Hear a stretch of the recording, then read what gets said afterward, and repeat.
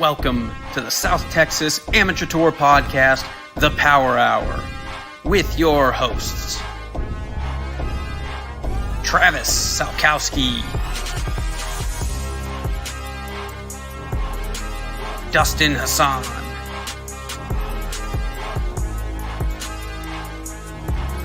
Casey Graham, Jason Bird, and Michael Germanuelian.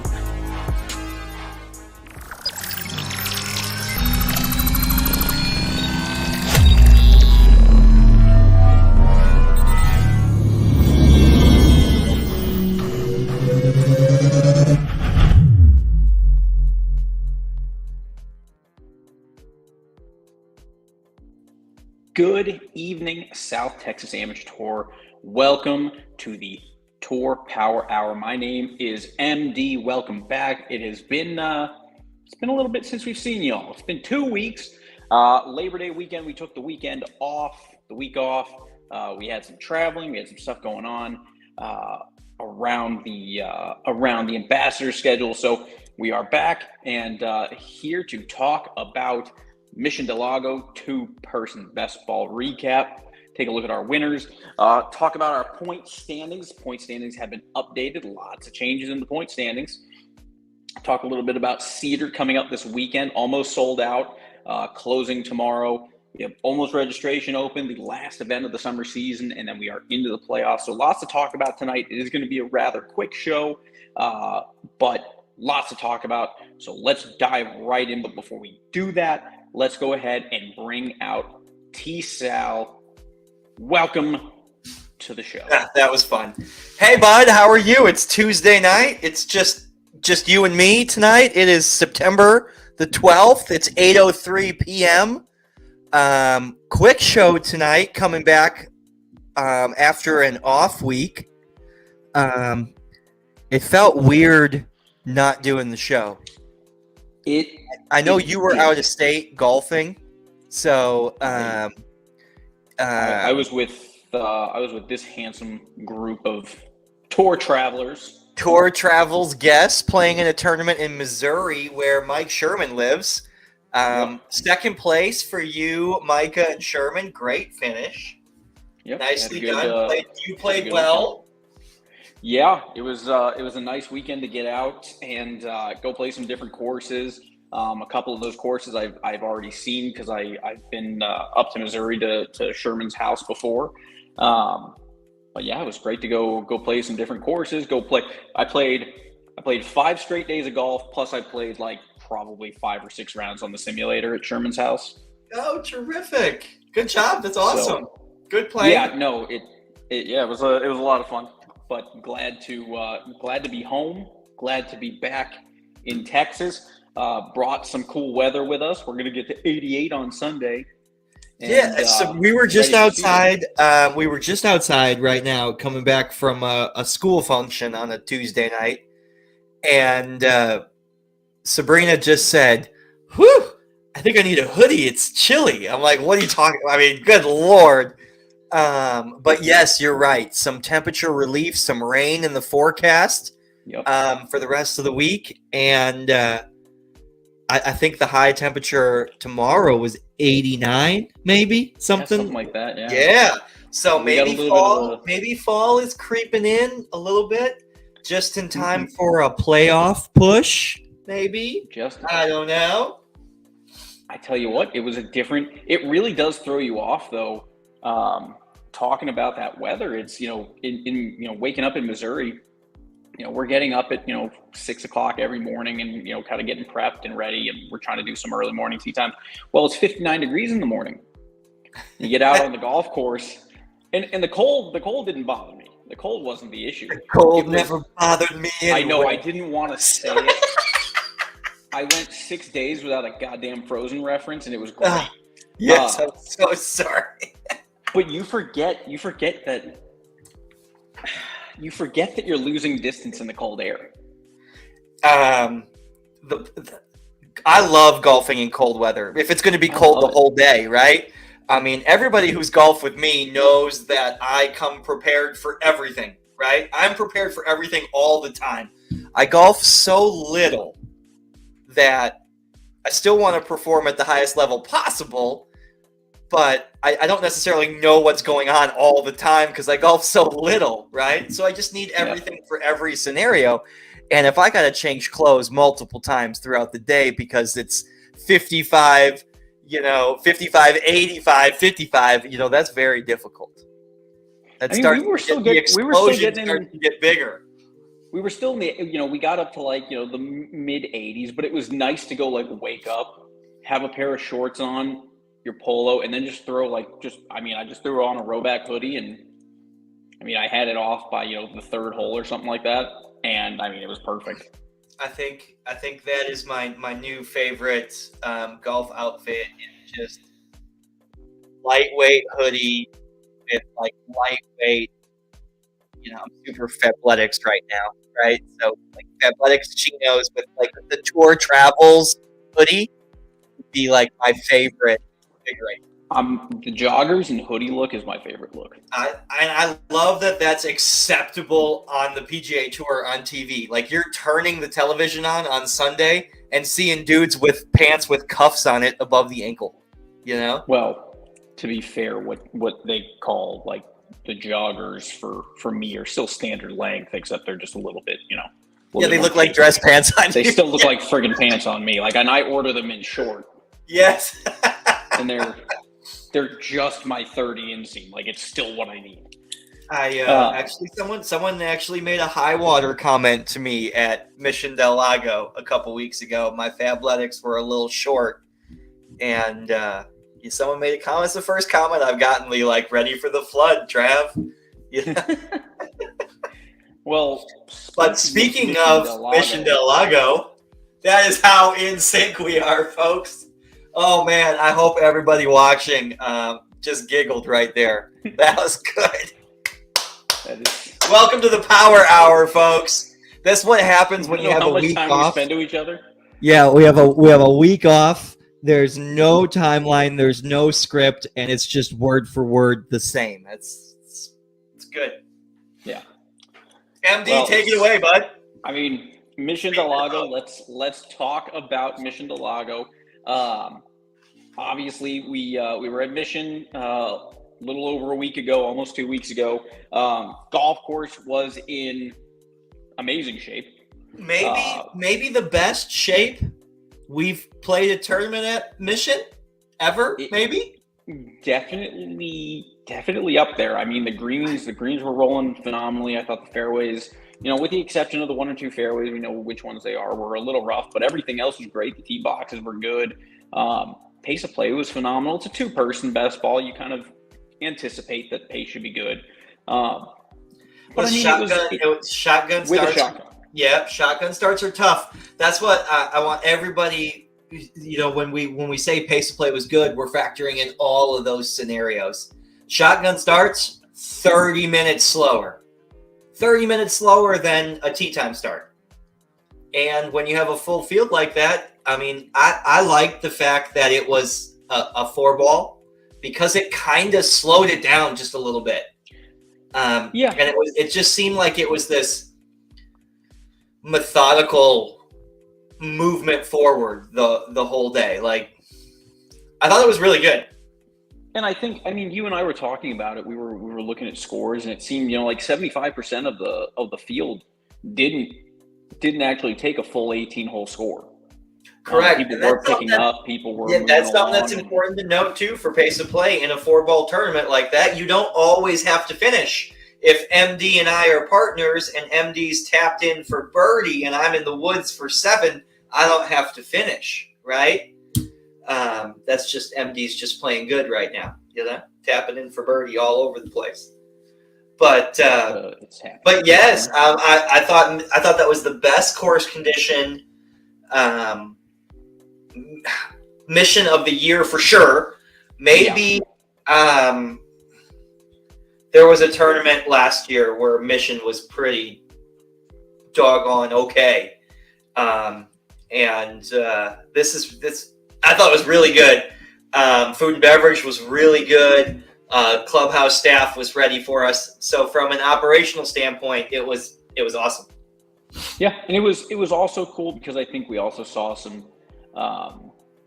different teams on the winning lineup or in the winner's circle that we don't always see as well. Some new names on the winners list. We had some players that have been kind of racking up points this season, but a good mix there too. And I mean, we had kind of talked about it. It was get through Mission Del Lago.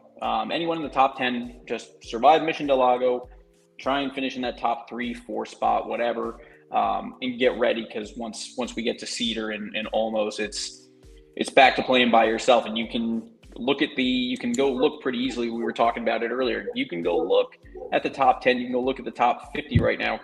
You can see where everyone's at, and you can see how they're doing in stroke play versus how they're doing in team events, and kind of know, like, okay, I got to start making a push. So before we jump into point standings, though, let's run through our winners from Mission Del Lago. Mission Del Lago. This was what, 9 days ago? It's only Tuesday, right? Tuesday. 10 days ago. It was a Saturday event. 10 days ago. It seems like forever ago, right? It really does. It seems like forever ago. It was 10 days ago. We've got Cedar Creek coming up this week, but this is from 2 tournaments ago. This is Summer Division, Summer Event number 7, ACGT Division. It's a mouthful down the stretch here. 2-person team best ball at Mission Del Lago from Saturday, September 2nd. There you go, buddy. There we go.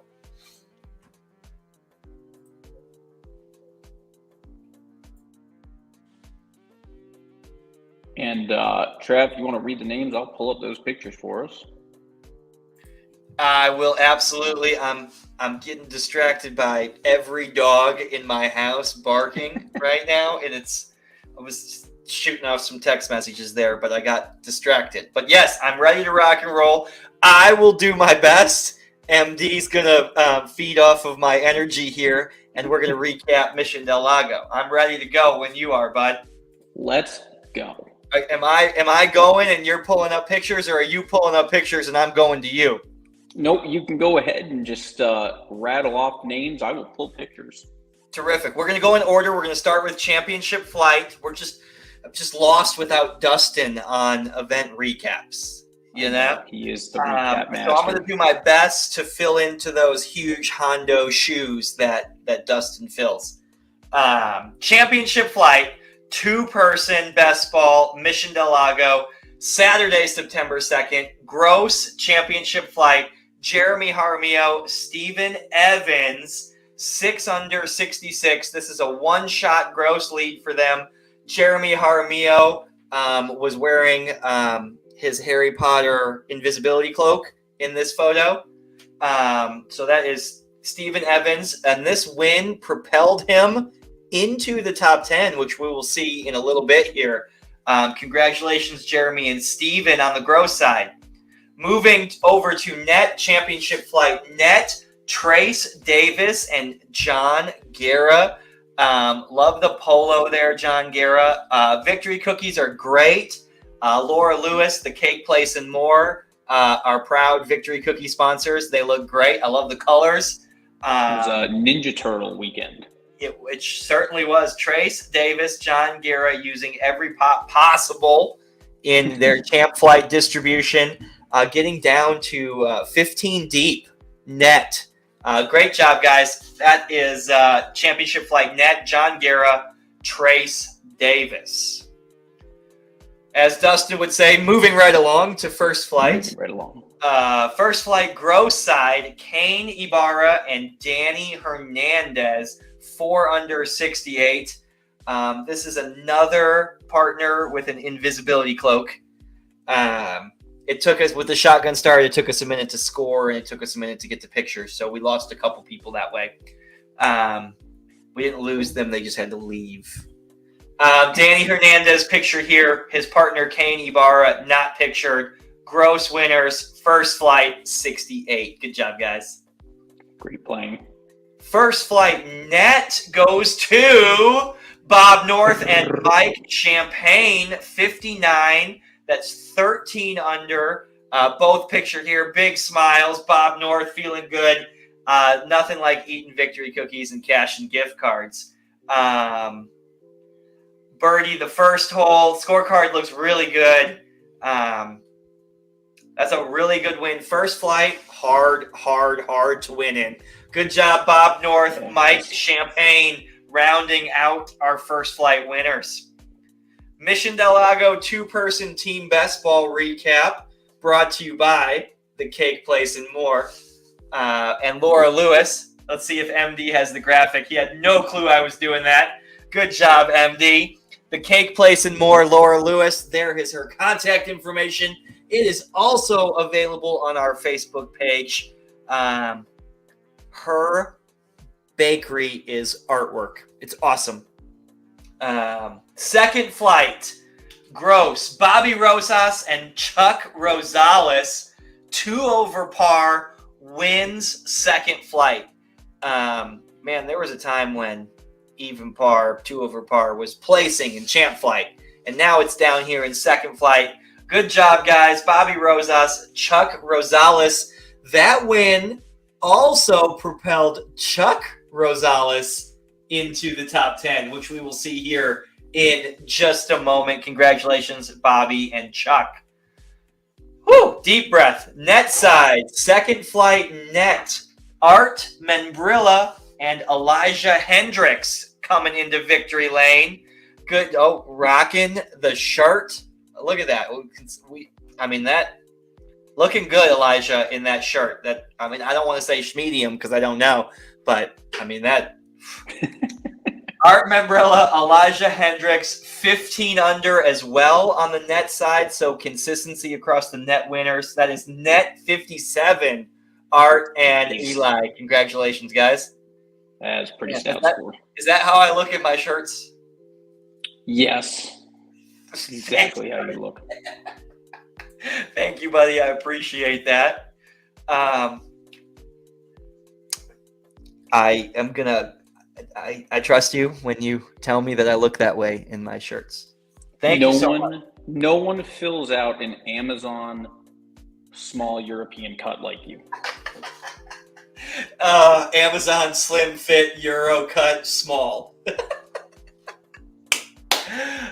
Third flight, Mission Del Lago. Roy Medina and Roy Medina. You guessed it, Roy and Roy. That's actually Roy the third on the left of your screen there with their victory cookies. 4 over win in third flight. That is a 2-shot win over Beavers and White, and a 3-shot win over Falcon Ye and Robert Johnson. Medina taking home the victory cookies in third flight. That win also keeping Roy Medina in the top 10. This point standings here are just getting the massive victory cookie tease session right now. So net side third flight, currently first place in the point standings. Las Gonzalez and Roger Murray winning on the net side in third flight at Mission Del Lago. You guessed it, same score, 15 under, net 57. Jeez. So that's 3 15 unders on the net side and 1 14 under. I know we preach equity across the flights, but that's a good segue joke right now. That's pretty good. Las Gonzalez, Roger Murray, 15 under, rounding out our victory cookie winners in our 4 flights at Mission Del Lago. Double points it was. MD, I think this brings us to that top 10 graphic, huh? This brings us to the top 10 graphic. Guys, lots of changes in the top 10. We're going to call out these as we go. But let's take a look at this. So starting at number 1, Lazaro Gonzalez continues to hold on to his number 1 spot. With that win, that gross win, moves up to 965 points. He is really starting to separate himself from the field. I think at this point, barring him missing an event, He's looking pretty good for sealing up a spot on the South Texas I Match did the Play math. Challenge team. Yeah. I did the math with Greg Graff, and it's not as locked in as you would think. But we did the math on first place, not on third place making the team, right? I think you're right. The top three for Las Gonzalez is turn in clean scorecards. You know? Yep. And then hanging around in second place. Woo! And who's that guy? MD, or as I am known now by Scotty Williams, is DM. Scotty accidentally called me DM a couple of times versus MD, and it took us a couple of days to realize that DM actually stands for don't miss, because MD don't miss on bent grass putting greens. So that MD don't miss, y'all. You heard it here. Miss y'all. MD DM. MD hanging out in second place, staying in second place, 790 points, hanging around. In third place, tied for third. I love this Bradley. Tied in the top three stuff.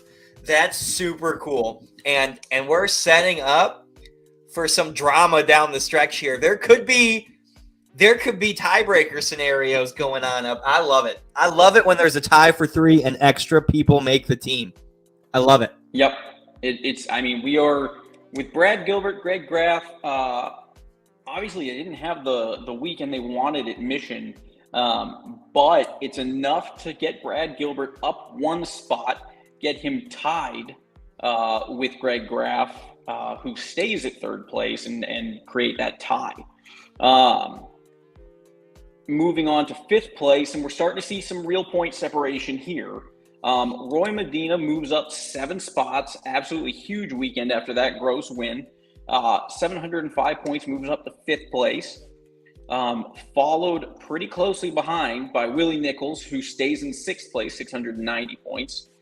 Willie won the spring season, and in 6th place right now. He is the 5-4 favorite for Player of the Year right now. Having just a crisp season, Willie Nichols is. Yes, he is. He is closely trailed by Ambassador Jason Bird, 685 points. The only person in your top 10 list right now who has missed an event but is still inside the top 10. He is just 5 points off of Willie Nichols. And he's only, maybe 75 points out. Check out how cool that math is. So a median finish is 55 points, right? Yep. If you give Bird 55 points, he's in 5th place, 10 points behind that two-way tie. The math is checking out so cool right now. Yep. Moving up 7. Trace Davis with a big team win on the net side, this past weekend at Mission Del Lago, propels him 680 points, up to 8th place, up 7. Huge win for him. Chuck Rosales, we talked about that, moves up 8 positions. He moves up into the 9th spot in the top 10, 675 points. And rounding out the top 10, winner on the gross side at Mission Del Lago, moving up 11 spots after the Mission Del Lago weekend. Stephen Evans moves into 10th place. He is coming off now back-to-back wins. He won gross at Willow, he won net at Willow, gross at Mission. He said it before. I know he's been making some adjustments. I know he switched putters and stuff like that back to an older Odyssey putter, and it seems like it's paying dividends for him here. So that is your new top 10. We have about half that field has stayed in position. The rest we've seen some big moves. Yeah, check out that right column on the graphic. It is 5 stays and 5 ups. I think that is so cool that if you move down at this stage in the game, you're off the graphic.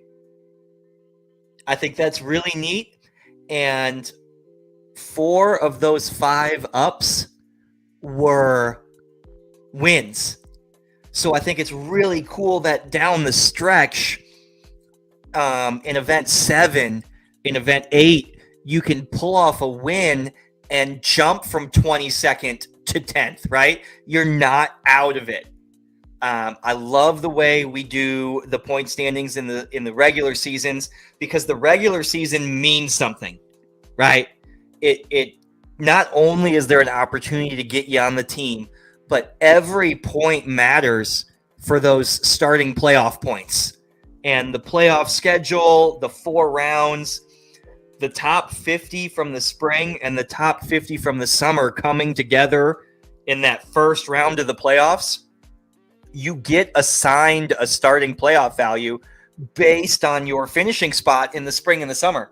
And I just think it's so important that the point standings act that way, because it really, really means the regular season meant something. And I just think that's so important.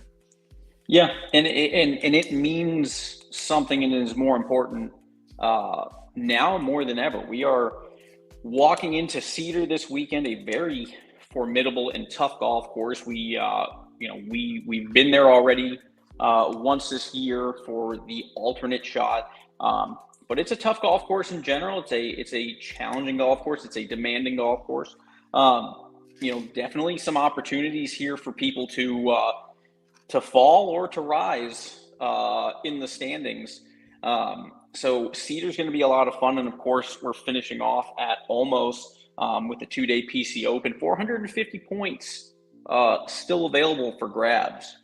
Yeah, 450 available for grabs, 350 in every flight. 450 points is 150 points at Cedar, and 300 points for the gross winner at the PC Open at Olmos Basin, also open for registration right now. That's where we're getting the number 450 from.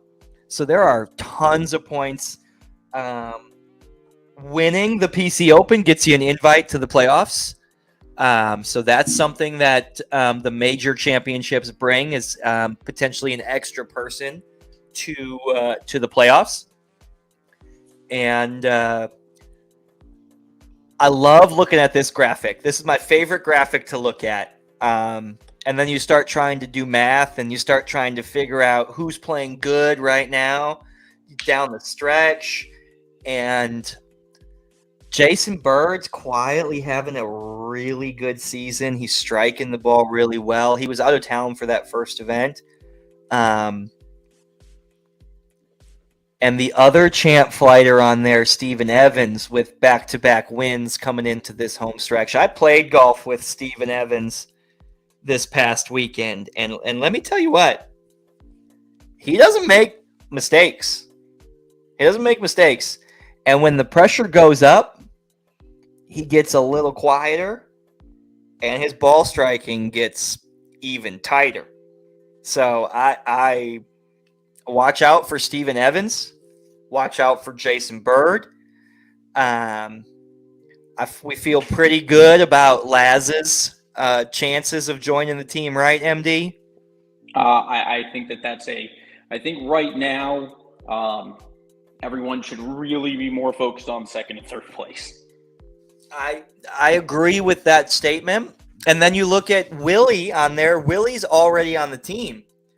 So yeah. If Willie, oh my goodness, can you imagine like a tie at 4th place with Willie finishing 3rd? How crazy that can get. The math down the stretch here this year is going to be rock star cool. Yeah, it's going to be, I mean, you just kind of know Sunday night, everyone's sitting on the deck at Olmos as we're working through the numbers and tallying that up and figuring out that top 3, potentially top 4 if there's a tie break or whatever. And I love that. You're right. And Casey will be there, and every group that finishes, Casey's prediction and lines will get tighter and tighter and tighter. until we have that team on October 1st this year. A week late. Well, and what it's really going to come down to, I think, and where we're going to start seeing the most math, the most numbers, the most estimations, and all these kind of things is going to be on Monday when the updated points list comes up. We're gonna see that last point standings going into the final event. We can sit there and say, okay, 350 in every flight, 450 total up for grabs. Who's where, who's playing well. We'll be able to have there's going to be a lot to discuss looking at that updated top 10 list. That's going to be a cool podcast. That Tuesday before the PC Open. Yep. That's going to be a really cool podcast. We'll have lots of math, lots of predictions, maybe a couple cool past champions on for guests. But this is my favorite graphic. I love looking at this graphic.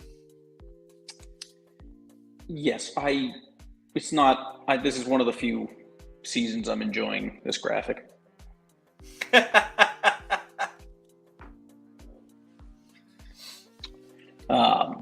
But congratulations to everyone in the top 10.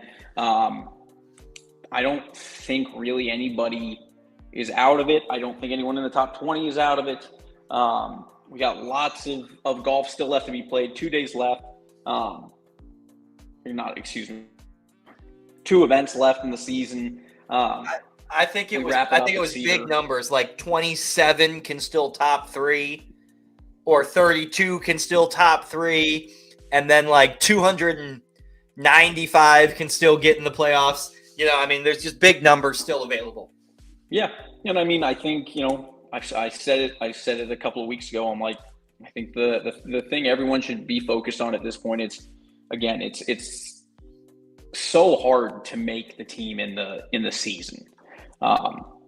Right now, we know there's going to be a dogfight right till the end to get into that top 3, but also just be aware of where you're at. Even if you know you're not necessarily going to make the team, not make the top 3, just be aware of where you're at in standings.